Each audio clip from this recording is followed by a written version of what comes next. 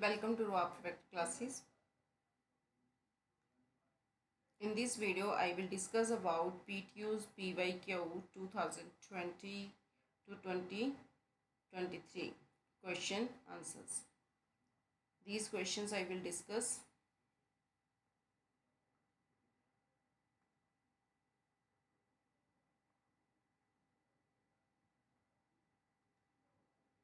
First question, define Cartesian's product A multiply B of two non-empty sets. How many different elements does A multiply by B have if A has m elements and B has n elements?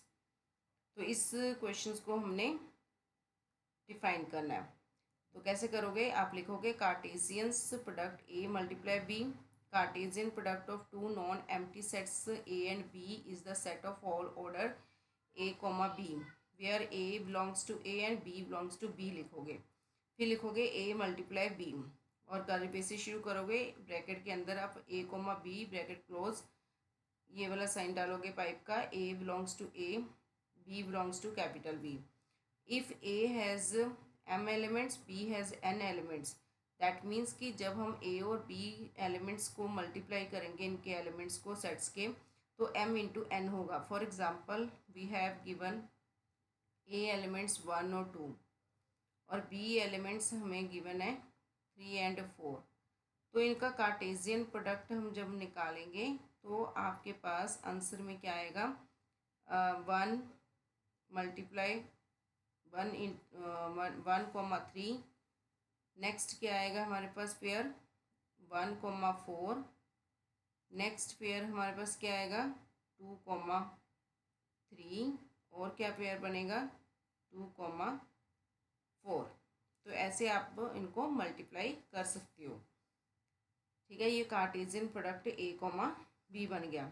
Second question है हमारे पास, what are the contrapositive converse inverse of conditional statement the home team wins whenever it is raining। Home team कब win करेगी, जब बारिश होएगी। तो इसका कॉन्ट्रापोजिटिव कन्वर्स इनवर्स निकालना। स्टेटमेंट है the home team wins whenever it is raining। मान लो P is it is raining, क्या है the home team wins. Original statement के अकॉर्डिंग कंडीशन क्या बनी, P इम्प्लाइज Q, कि अगर इफ़ P है तो Q होगा। कॉन्ट्रापोजिटिव में क्या होना चाहिए, not Q implies not P, मतलब if home team does not win then it is not raining. और सेकेंड कन्वर्स में Q इम्प्लाइज P होता है, तो if home team wins then it is raining. Inverse में not P implies not Q, it means if it is not raining then home team does not win. तो ये इसका answer है। Third question है, prove that if n is an integer and n square is odd then n is odd। तो कहता कि prove ये करना है कि अगर n एक इंटीजर वैल्यू है, अगर मैं n का स्क्वायर करती हूँ तो वो ओड आता है, तो इसका मतलब n जो आपने लिया है वो ओड नंबर होगा। तो ये प्रूव करना है। प्रूफ बाय कॉन्ट्रापोजिटिव हम इसको करेंगे। सबसे पहले हम लिखेंगे कि अगर n इवन है तो n स्क्वायर इवन आएगा।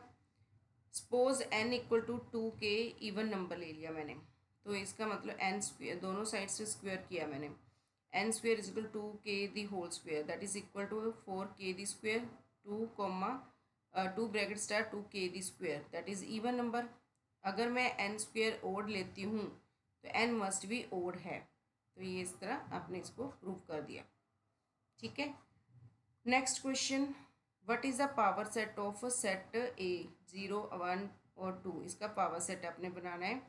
तो पावर सेट ऑफ ए 0 1 2 कैसे, a set with n elements and it has 2 the power n subset. तो यहाँ पर 0 1 2, तो 2 की पावर 3 कितना हुआ, 8 सबसेट बनेंगे इसके। तो 8 सबसेट कौन कौन से, पहले तो एक आपका 5 आएगा सेट, फिर 0 सेट, फिर 1, फिर 2, पहले सिंगल सिंगल के सेट बनेंगे, फिर पेयर्स में बनाने हैं 0 1 0 2 1 2 फिर 0 1 2। तो कितने बन गए 1 2 3 4 5 6 7 8 सेट बन गए। तो आंसर क्या है 8 सबसेट। नेक्स्ट क्वेश्चन है हमारा, नेक्स्ट क्वेश्चन है how many people among 2 lakhs are born at the same time. अगर 2 lakhs पीपल सेम टाइम पर पैदा होते हैं तो use the pigeon hole principle to find it. Pigeon hole principle इसके लिए यूज़ करना है। तो सबसे पहले आप लिखोगे कि 86,400 सेकेंड्स होते हैं 1 डे के अंदर और पीपल है 2 lakh people. By pigeon hole principle we will क्या करेंगे, 2 लाख पीपल को 86,400 से डिवाइड करोगे, 2.31 आंसर आएगा। अप्रॉक्सीमेट जो है 3 हमने लेना है, एटलीस्ट 3 पीपल जो है वो सेम टाइम पर क्या होंगे, पैदा होंगे। तो इस तरह इसका आंसर फाइंड कर लोगे। नेक्स्ट क्वेश्चन है हमारे पास, state the fundamental theorem of arithmetic. Fundamental theorem of arithmetic.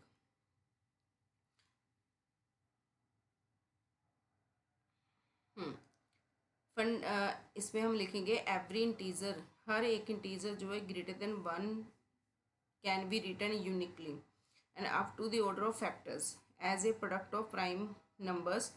For example 60 is equal to 2 into 3 into 5। मतलब अगर मैं 60 के फैक्टर बनाती हूँ तो क्या बनेंगे, 2 2 2 ज़ा 4 4 3 ज़ा 12 12 5 ज़ा 16।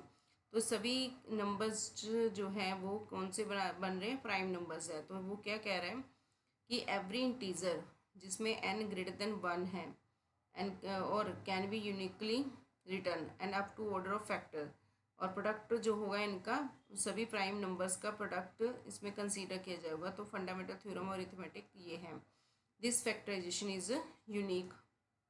नाउ नेक्स्ट क्वेश्चन है, नेक्स्ट क्वेश्चन में कहता है कि लेट जी बी एक सिंपल ग्राफ है n वर्टिसेस के साथ, जिसमें एट मोस्ट n-1/2 एजेस है। तो इसको प्रूव करना है अपने। मैक्स एज कैसे निकलोगी सिंपल ग्राफ में, आप मान के चलोगे g एक सिंपल ग्राफ है n वर्टिसेस के साथ। सिंपल ग्राफ में एट मोस्ट 1 एज जो है between any pair of distinct vertices होती है। Number of such pairs n/2 है, n-1/2 इसमें हम यूज़ करेंगे। और g has at most n-1/2 g क्या लिखेंगे, एजिस है। फॉर एग्जांपल n आपके पास 6 है तो नंबर ऑफ एजिस कैसे निकलेगी, 6 6 माइनस 1 डिवाइड बाई 2। 6 2 3 ज़ा 6 हो गया। तो यहाँ पर हमारे पास कितना आ गया, 3 × 5 दैट इज़ 15 एजेस आएंगे। एंड नेक्स्ट क्वेश्चन है हमारे पास, define the abelian group. What is abelian group, abelian group क्या होता है उसको डिफाइन करना है। एन एबिलियन ग्रुप क्या है, is a group of G comma star, जहाँ पर स्टार क्या है, ये क्या है, एक एसोशिएटिव है। किसके लिए यूज़ हो रहा है, ये एसोशिएटिव के लिए यूज़ हो रहा है। और there exist an identity element, और इसमें क्या होती है, एक आइडेंटिटी एलिमेंट्स होती है जिसको स्मॉल ई के साथ रिप्रेजेंट करते हैं और बताते हैं कि ये ग्रुप में से ही होती है। और हर एक जो ए है, एवरी ए बिलोंग टू जी, और ए का इन्वर्स, ए इन्वर्स जो है वो भी जी के साथ ही बिलोंग करता है। तो अगर मैं ये बोलूँ कि ए मल्टीप्लाई बी है, A star B equal to B star A, मतलब A multiply B equal to B multiply by A है। तो फॉर ऑल जितने भी ए और बी है वो सभी जी के साथ बिलोंग करते होंगे। और ये कहाँ कौन सा रूल इम्प्लीमेंट हो रहा है, कम्यूटेटिविटी। तो एग्जाम्पल इसकी है Z comma plus. Now next question है, let A and B elements in A boolean algebra. मान लो बूलियन अलजेब्रा में एलिमेंट्स है ए कोमा बी। हमें प्रूव करना है कि A plus A multiply B जो है वो ए के इक्वल है। तो A plus A into B equal to A है। फ्रॉम दी एब्जॉर्प्शन लॉ, यहाँ पर कौन सा लॉ इम्प्लीमेंट हो रहा है, absorption law in Boolean algebra. तो एब्जॉर्प्शन लॉ के अकॉर्डिंग ए जो है वो ए बी को एब्जॉर्ब कर रहा है और प्रूव करके ए आ रहा है, इसलिए ये प्रूव्ड हो रहा है। नाउ नेक्स्ट उसके बाद है लास्ट जो इस वीडियो का क्वेश्चन जो डिस्कस कर रही हूँ वो क्या है, define vertex colouring in a graph. Vertex colour कैसे शो करते हैं ग्राफ के अंदर। वर्टेक्स कलरिंग जो है ग्राफ में, vertex colouring is the assignment of colours है। मतलब आपने जैसे ये ग्राफ ले लिया, और इसको मैंने रेड कलर दे दिया, इसको ग्रीन दे दिया, इसको येलो दे दिया, तो कितने कलर दे रही हूँ? 3 दे रही हूँ। क्यों दे रही हूँ? क्योंकि जो इसके एडजेसेंट है वो सेम कलर नहीं होने चाहिए। तभी तो ये डेफिनेशन में ये लिखा है कि no two adjacent vertices share the same colours, minimum number of colours needed for such a colouring is called chromatic number. जो ये 3 आया इसको क्रोमेटिक नंबर भी कहते हैं। For a triangle 3 cycle you need to 3 colours. ठीक है जी, thank you. If you like this video please like and share my channel with your friends, and I will continue this series in next video. I will discuss next questions. Thank you.